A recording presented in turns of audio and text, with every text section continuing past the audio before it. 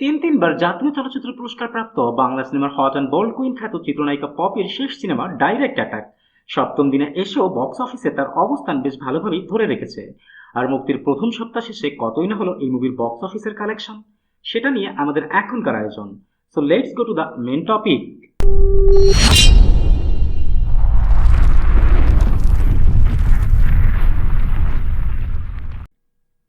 Director Sadek Siddiqui পরিচালিত আমিন খান, পপি, ইমন ও শিরিন শিলা অভিনীত multi star cast oriented movie direct attack গত শুক্রবার মুক্তি পাওয়ার পর থেকে ডালিউড বক্স অফিসে পপি ও আমিন খানের বক্স অফিস নামক সুনামটা বেশ ভালোভাবেই ধরে রেখেছে।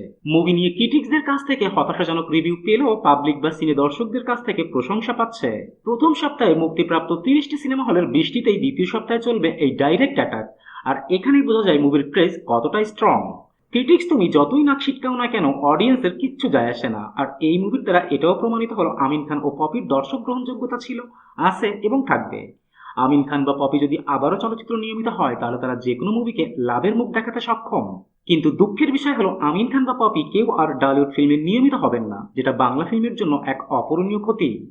আর দর্শকদের জন্য রয়ে যাবে তার প্রিয় তারকাদের বড় পর্দায় দেখতে না পাওয়ার হাহাকার। 6 দিন শেষে ডালিউড বক্স অফিসে মুভির টোটাল নেট কালেকশন ছিল 43 লাখ টাকা এবং সপ্তম দিনে অর্থাৎ আজ মুভি দেশীয় সিনেমা হল থেকে টোটাল নেট কালেকশন তুলে আনে আরও 5 লাখ টাকা। ধারণা করা হচ্ছে আগামী 2 দিন গভর্নমেন্ট হলিডে হওয়ায় মুভির কালেকশন বাড়বে, which is a good sign for Bangla film industry. And 7 দিন অর্থাৎ প্রথম সপ্তাহ শেষে বাংলাদেশের বক্স অফিসে পপি ও আমিন খানের এই ডাইরেক্ট অ্যাটাকের টোটাল নেট কালেকশন গিয়ে দাঁড়িয়েছে 48 লাখ টাকা।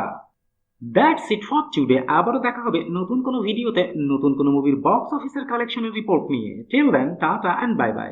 আর হ্যাঁ, প্লিজ সাবস্ক্রাইব করতে ভুলবেন না কিন্তু।